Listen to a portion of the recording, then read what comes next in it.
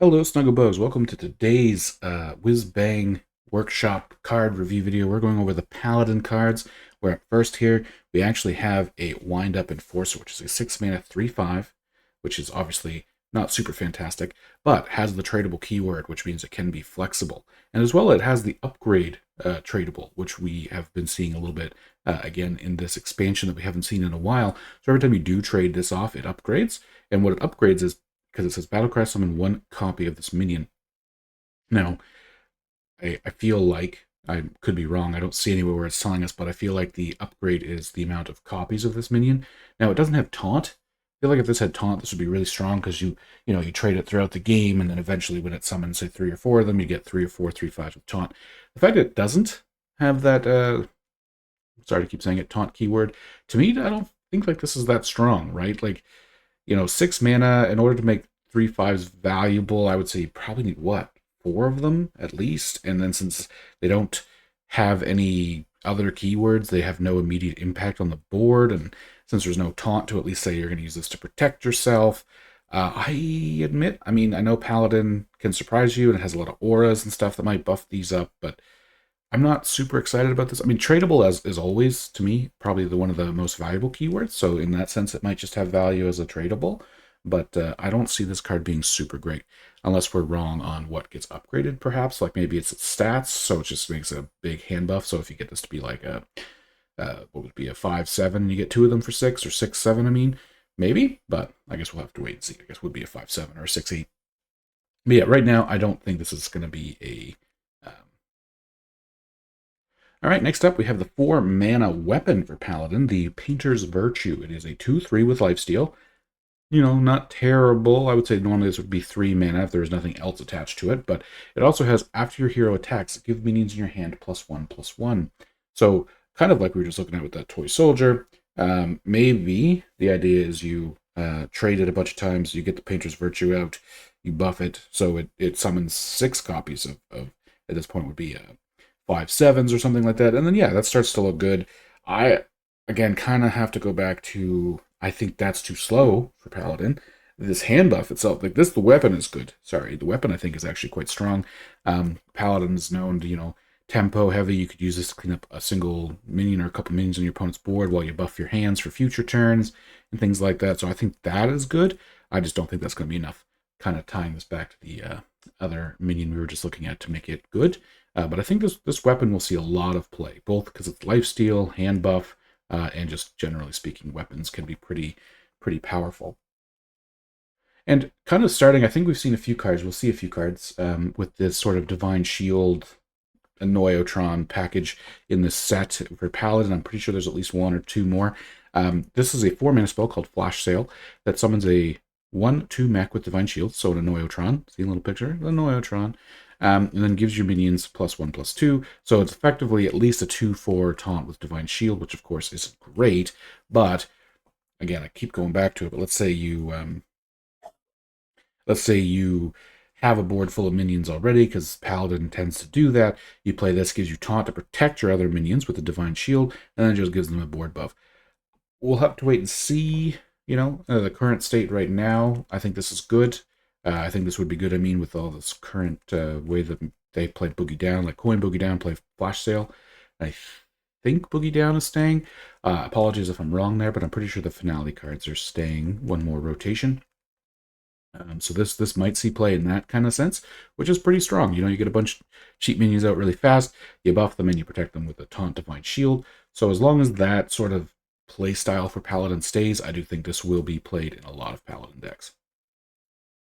And kind of in the same boat as, like, there's a lot of Divine Shield cards. I guess this is slightly different. But we have a Trinket Artist, a 3-mana 2/3 Battlecry, and draw a Divine Shield minion and an Aura. So this is a 3-mana draw 2, and it's a tutor 2. So it's a Divine Shield minion and the Aura, which we'll see some more Aura support in here as well. So I feel like we're leading towards a even more Aura-centric Divine Shield board-based kind of deck where you're balancing out keeping minions on the board with playing auras to buff your minions to keep your minions alive and things like that, which I guess is kind of what they do today already, except also they add a bunch of buffs and things like that with single targets just smack you in the face really hard, which I'm sure won't go away anytime soon.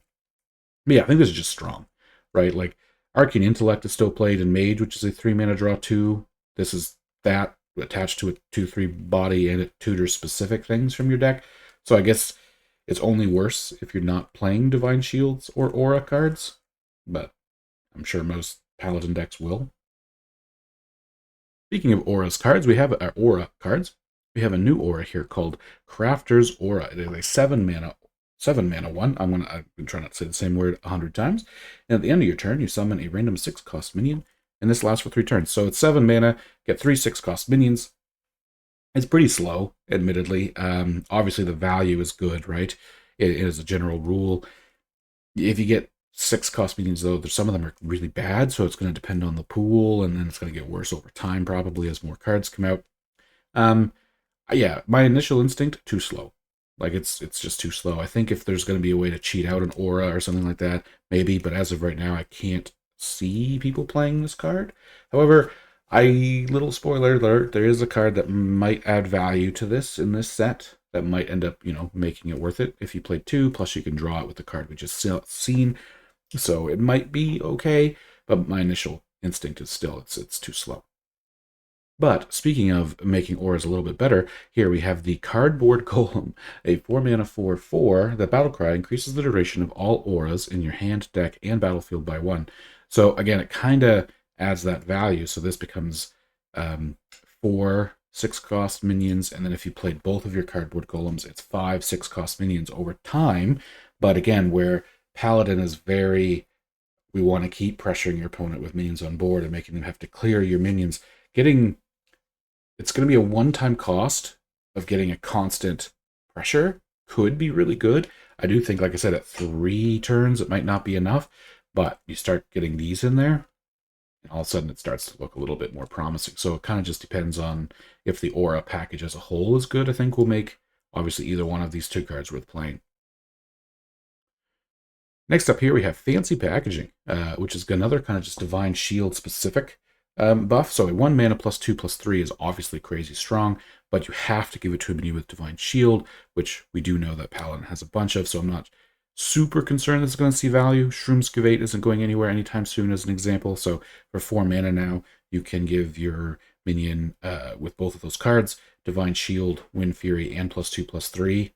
You put that on something that's already like even a 5/5, which isn't too hard to keep on the board, and you get 14 face damage, right? So it's I feel like that's where this is really going to shine. Yes, early game, if you have some Divine Shield minions, this is just a good way to buff it up and stuff like that. Yes, it can be a dead draw, but with Paladin, not very likely. If this is a dead draw for you in Paladin, you're already losing kind of thing. So probably not a huge drawback. Drawback.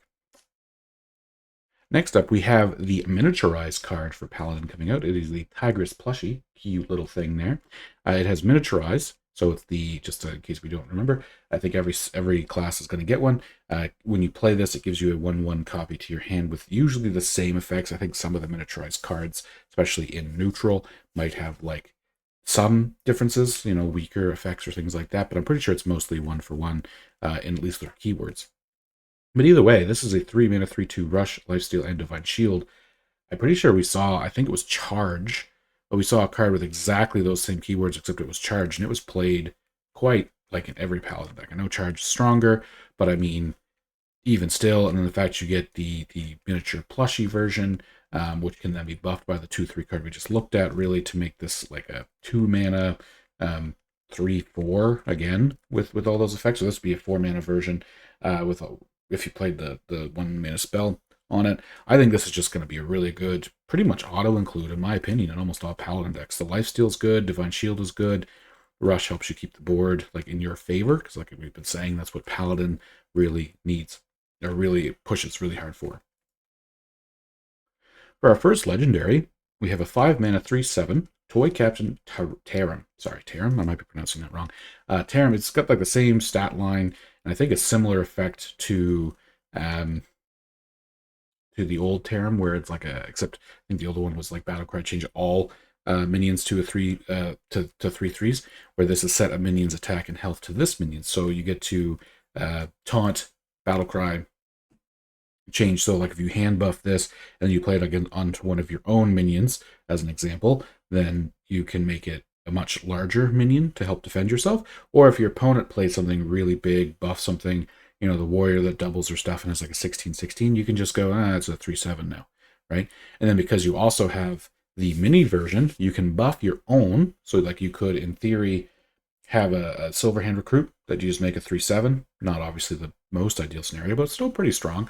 But then it gives you a miniaturized version that for 1 mana, you can then turn your opponent's, again, 15/15 or 8/8 giant or whatever it is, into just a 1/1. And you're feeling pretty good about that.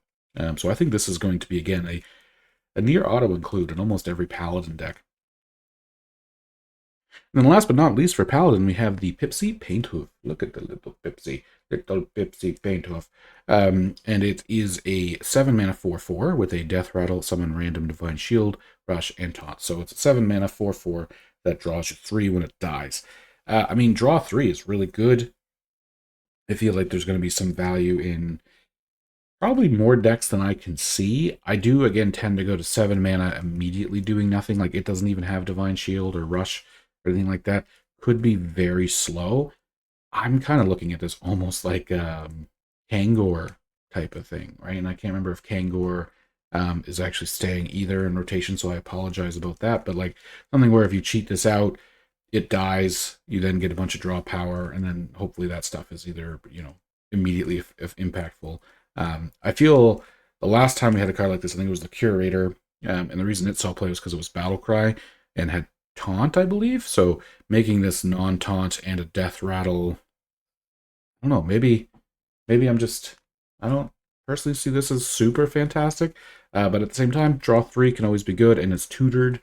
So I guess as long as you feel like you're ahead enough to play this, yeah, I mean, I can't discount drawing cards and tutored specific cards. So maybe I'm wrong, but I don't think that Pipsy is the card that Paladin, at least in its current state, would be wanting to play.